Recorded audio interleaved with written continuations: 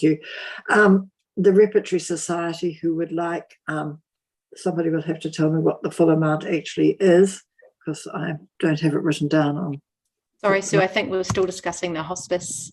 Are we still discussing? Waikato Hospice? You recommended $2,000. I just wanted to bring up for discussion the point that historically we've not accepted this application based on the fact that they're applying for a business associated cost towards which essentially will fund the landlord as opposed to going towards the delivery of their services.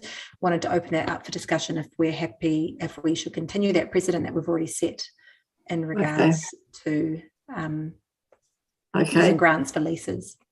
So how does everybody feel about that? I think you've made it. That makes sense. If we have done that in the past, it makes sense to be consistent going forward with that framework for all different organisations, regardless of who they are and what they do. I think that's probably really sensible. Yeah.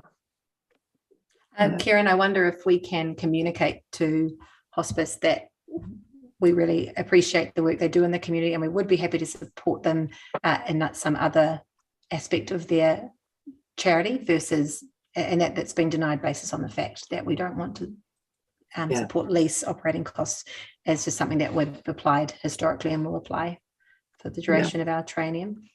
Sure can. Yeah, I think that would be a good way of putting it. Yeah. Right. So, Madam Chair, I understand that you're declining the Community Hospice Trust application. Cool.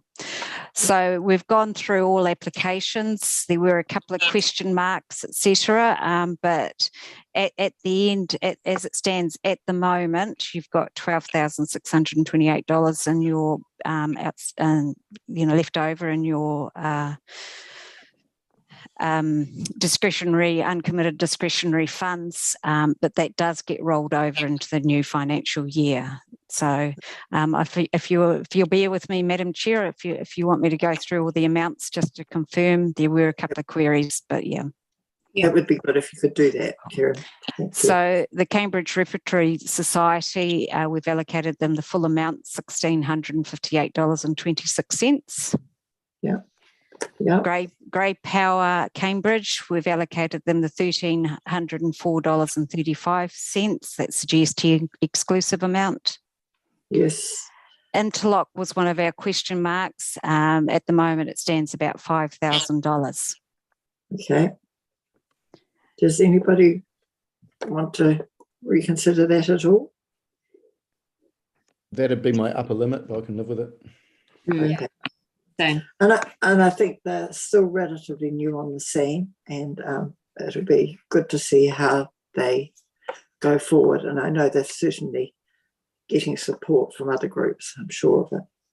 Okay. Croquet Club. Croquet Club has been allocated, it was another question mark, but at this stage has been allocated the full $2,000. Yeah. I think too, because it's in such a public position where everybody can see it, it's probably a good idea to make sure that it's something that ultimately as part of our reserves looks good. That's a good point. Yeah. So we're leaving that at $2,000? Yeah. Mm-hmm. Yes. Cool. The Leamington Women's Institute, the full $1,500.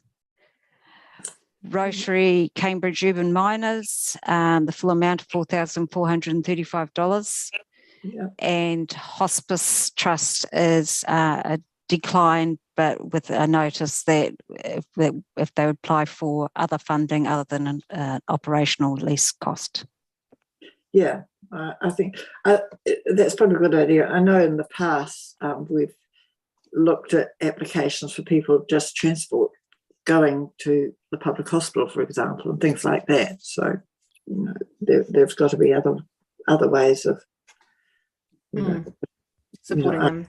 Yeah. Yeah. Okay, so what's the total there, Karen? Total spent, total for tonight, just bear with me just one moment, please.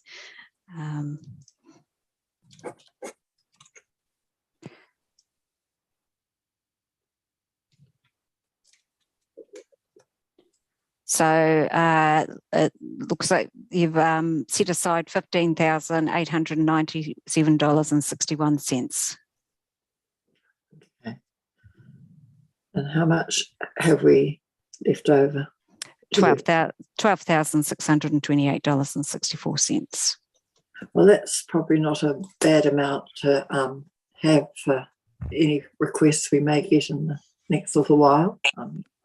We do get requests in between things, much like the lighting for the town hall for the Ukraine. So does anybody have any comments they'd like to make about the amounts? I'm happy, Sue, with the deliberation and the conclusions we've come to. Mike? Yeah, I am. The numbers seem about right. And given we're likely to be massively oversubscribed in the next round again, that we can make sure we spend a good proportion of it then. I'm happy. Joe? Yes, yeah, I think everything's appropriate. I'm happy with all the amounts. Okay. Alana? Yep, happy with that. Okay. So now do we need to move the... Yes, just bear with me. I'm trying to bring it up online. But, I'm trying to transcribe from one document to another and it's not working. Karen, would you like me to do it? Yes, please. Thank you, Joe. Can you see that? Is that where we are? Or is it not? Can you see that? Yes. Yeah, we can. Yeah. Just my screen's a bit small. I wonder if I can make it bigger. Oh, no. Bottom right, Joe. Bottom right. That looks all right.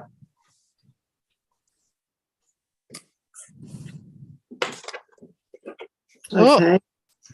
Oh, yes, this is nice and clear. Yeah, we can see that. Okay, so we need somebody to move that the board receives the amount contained in the report discretionary fund allocations for April 2022, document 108031000 of Karen Phillips, Governance Officer.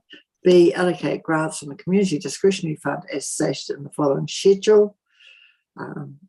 Cambridge Repertory Society, $1,658.26. Grey Power Cambridge, $1,304.35. Interlock New Zealand Trust, $5,000. Leamington Croquet Club, $2,000. Leamington Women's Institute, $1,500. Rotary Cambridge Urban Miners, $4,435,000. Waikato Community Hospice Trust, $0. And all these amounts are the amount allocated plus GST. Yeah.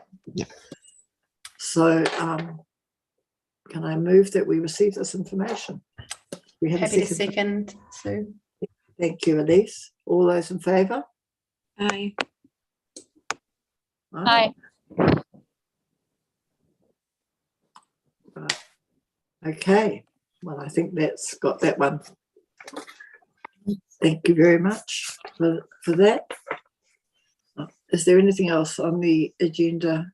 Just a reminder that we've got a meeting next Wednesday on the 4th of May at 6 p.m. This one will be in the Kaipaki room of the Cambridge office. Yay!